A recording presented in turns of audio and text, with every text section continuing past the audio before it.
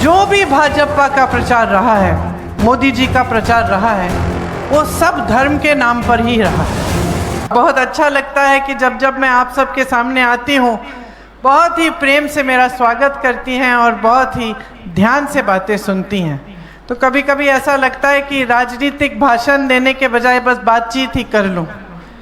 तो बातचीत ही करने आई हूँ, खास तौर से अपनी बहनों से,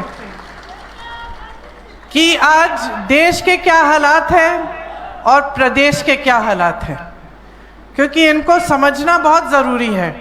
खास तौर से जो देश में जो हालात बने हुए हैं, उनको जब तक आप ठीक ढंग से नहीं समझेंगे, तब तक जो आपके प्रदेश के साथ विश्वासघात हो रहा है और जिस तरह से आपके प्रदेश पर एक तरह से आक्रमण हो रहा है, उसे आप पूरी तरह से नहीं समझ पाएंगे। तो देखिए, देश के हालात ये हैं कि जैसे कहते हैं ना कि राम का नाम लेने वाले कुछ और होते हैं और राम का काम करने वाले और। तो जो हमेशा ये नहीं है कि बहुत लोग भगवान का नाम लेते हैं, लेकिन भगवान का काम कौन करता है?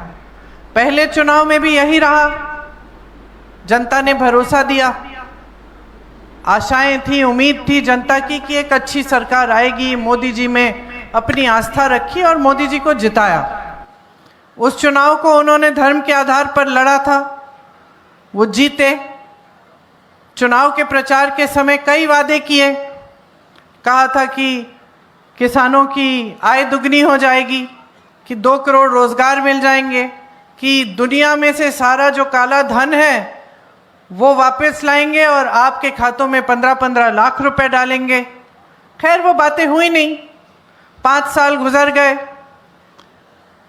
आप आगे चलते रहे, जिस तरह से आप कमा रहे थे कमाते रहे, ज़्यादा तरक्की नहीं हुई जीवन में। ये नहीं है कि किसी को ज़्यादा रोज़गार मिल गए या महंगाई कम हो गई या जीवन किसी तरह से और भी अच्छा हो गया, वैसा का वैसा चलता रहा। 5 साल बाद एक और चुनाव आता है। फिर से चुनाव में जब प्रचार का समय आता है तो कोई महंगाई की बात नहीं करता, कोई बेरोज़गारी की बात नहीं करता। मोदी जी ये नहीं बताते कि वो 15 लाख रुपए जो आपके खातों में आने थे उनका क्या हुआ। मोदी जी ये नहीं बताते कि जो रोज़गार उन्होंने बोला था कि वो पैदा करेंगे, वो रोज़गार कहाँ गए, वो 2 करोड़ रोज़गार क्यों नहीं मिले। बीच में नोटबंदी भी कर डाले, उससे आपको और कष्ट हुआ। आप सबको कहा गया कि आप देशभक्त हो, लाइन में खड़े हो जाओ, तो आप हो गए। मेरी बहनें यहाँ बैठी हैं, मुझे याद है मेरे बच्चों की एक ट्यूशन की टीचर थी और उन्होंने मुझे बताया था उस समय कि जब उन्होंने सब अपने सारे जो भी छोटे छोटे पैसे इकट्ठे किए थे वो ले गए बैंक और बदलवा दिए। घर आए, पता चला कि माता जी ने गद्दे के नीचे पैसे इकट्ठे करके रखे थे।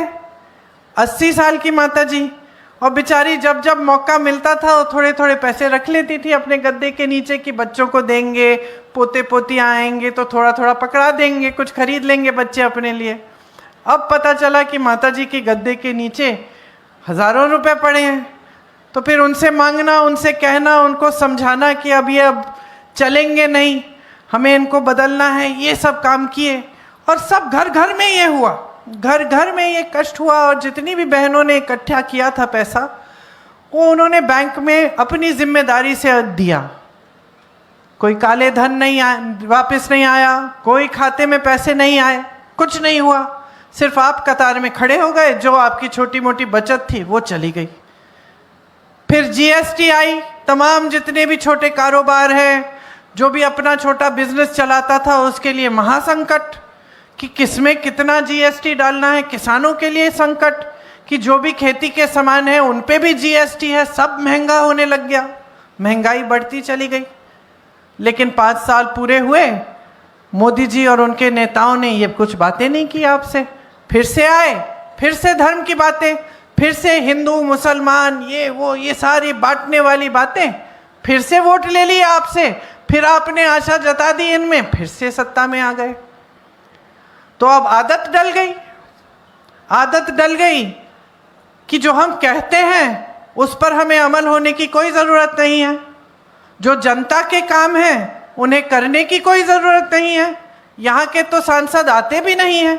मोदी जी खुद वाराणसी नहीं जाते, जाते हैं तो बड़े उद्घाटन कर लेते हैं, लेकिन किसी के घर नहीं जाते, किसी के हालचाल नहीं पूछते, किसी के बीच आपके बीच घुल मिलकर ये समझने की कोशिश भी नहीं करते कि आपके जीवन कैसे चल रहे हैं, आप कैसे जी रहे हो इतनी महंगाई में।